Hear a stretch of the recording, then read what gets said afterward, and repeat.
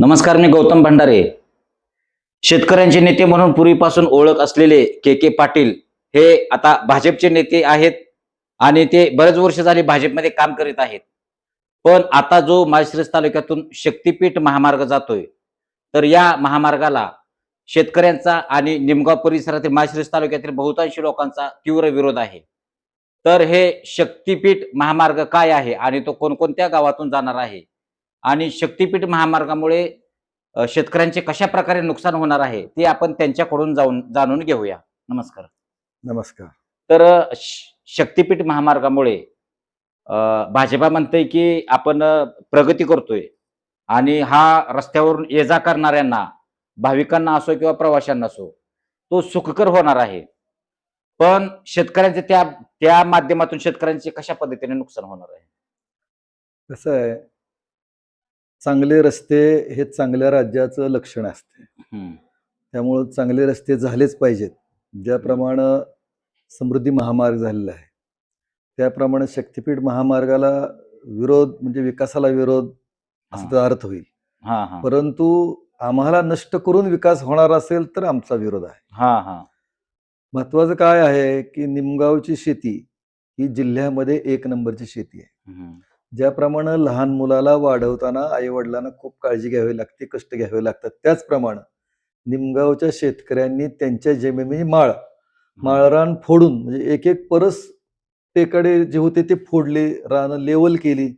अगदी गारवडचा तलाव असू द्या, उघडेवाडीचा तलाव असू द्या किंवा राजेवाडी तलावातून लोकांनी गाळ आणलाय आणि ते जमिनी भरून जमिनी अशा तयार केलेल्या आहेत की एकरी 100, 110, 120 टनापर्यंत उत्पन्न काढणारे शेतकरी निमगावमध्ये आहेत. जिल्ह्यात सगळ्यात चांगली शेती, चांगलं यील्ड देणारी शेती कुठली असेल तर निमगावची शेती आहे. अशा पद्धतीनं पूर्ण बागायत असलेली शेती जर ह्या रस्त्यामुळे जाणार असेल तर मात्र त्याला आमचा विरोध आहे. दुसरं म्हणजे हा रस्ता किमान 20 फूट उंचीवरून जातोय. समृद्धी महामार्ग जसा जमिनी पातळीपासून 20 फूट उंचीवरून गेलेला आहे.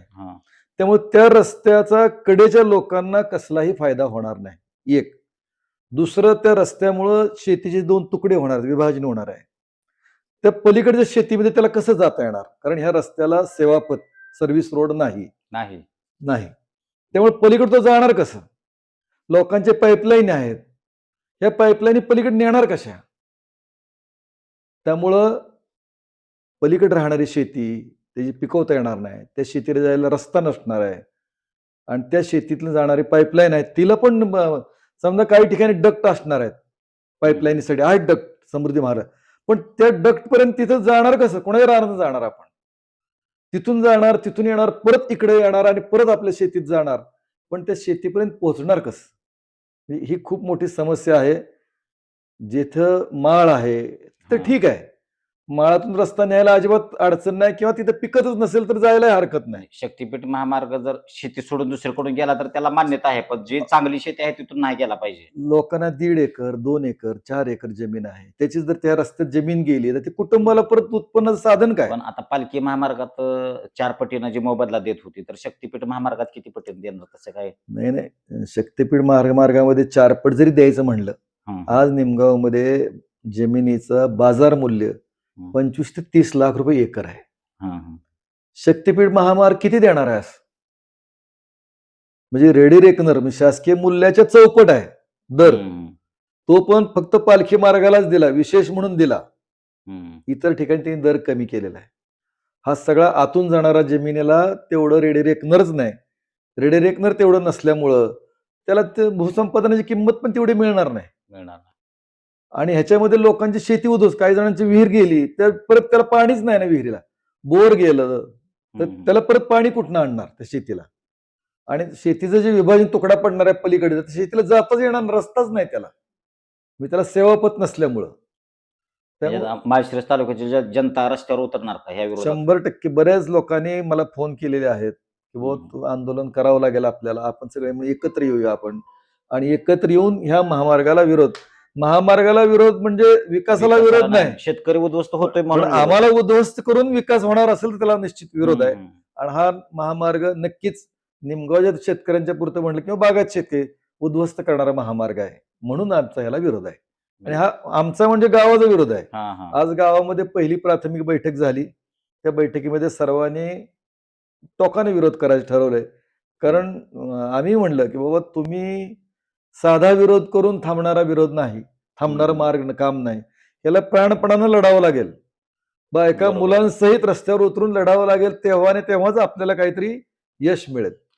पूर्वीपासून तुमची स्वच्छ प्रतिमा आहे. जिथं सत्य आहे तिथं तुम्ही मागे हटत नाही. तुम्ही भाजपाचे नेते असून सुद्धा भाजपाने जी शक्तीपीठाची जी योजना सुरू केलेली आहे, जी शक्तीपीठ महामार्ग इथं मंजुरी दिलेली आहे, तरी सुद्धा त्या आंदोलनात तुम्ही सहभागी होणार आहे. हीच बाबा सगळ्यांना विशेष वाटली, की भाजपाचे नेते असताना सुद्धा शेतकऱ्यांसाठी रस्त्यावर उतरणारे तुम्ही आहे म्हणून. मुळामध्ये हा विरोध सरकारला नाही, हं. हा विरोध विकासाला नाही. हां. पण कुणाचं तरी थडगं बांधून त्याच्यावर विकास होणार असेल त्याला नक्की विरोध. त्याला नक्की बरोबर आहे. हां. आणि हे गोरगरीब शेतकऱ्यांना उद्ध्वस्त करणारा रस्ता आहे. हं, हं. म्हणजे तुमच्या आंदोलनामुळे जर शक्तीपीठ महामार्गाखालून पलीकडे येण्या-जाण्याला जर त्यांनी रस्ता जर ठेवला. माझं काय म्हणणं, हं, हं. म्हणजे समजा माझी जमीन आहे, हां. माझा रस्ता असतो पलीकडे जायला, ह्याची जमीन आहे शेजारी हां. 100 फुटावर, त्याचा रस्ता, असा प्रत्येकाचा रस्ता. एवढं प्रत्येकाला तर ते रस्ता देऊ शकत नाही. प्रत्येकाला नाही. एक ठराविक ठिकाणी देणार. मग तिथं माझं म्हणणं, माझ्या शेतातून त्या डक्टपर्यंत जायला किंवा त्या बोगद्यापर्यंत जायला जाणार कसं मी? आणि बोगद्यातनं बाहेर गेलो समजा त्या रस्त्यातून, हां, हां. तर तिथून माझ्या क्षेत्रात येणार कसं? कारण त्याला सर्व्हिस रोड नाहीये. हं, हं. सर्व्हिस रोड पण नाही. अजिबात नाही. समृद्धी महामार्गाला सर्व्हिस रोड नाही कुठेही. त्यामुळे ह्याही रस्त्याला सर्व्हिस रोड असणार नाही. हां. आणि मग सर्व्हिस रोड नसेल तर त्या शेतात येणार कसा माणूस? बरोबर आहे. शेतकरी देशोधडीला लागणार. 100% देशोधडी लागणार. कितीतरी शेतकरी संपून जातील. मिळालेल्या पैशातून जर त्यांना बाहेर जमीन नाही मिळाली, हां. एक तर निमगावमध्ये त्याला जमीनच मिळणार नाही. हं.